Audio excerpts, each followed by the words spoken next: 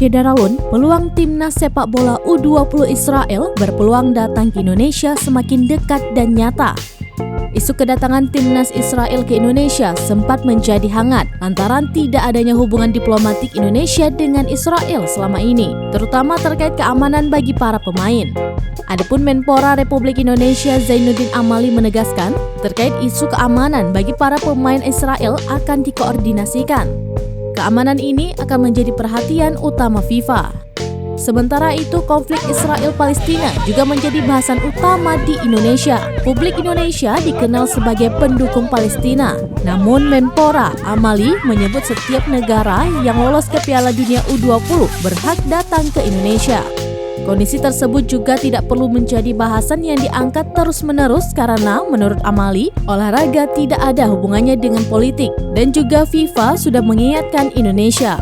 Pelaksanaan Piala Dunia U20 2023 sudah ditetapkan pada tahun depan dan bertempat di 6 venue. Pihak FIFA sendiri sudah melakukan inspeksi ke venue tersebut untuk mengecek apakah ada kekurangan yang harus segera diperbaiki.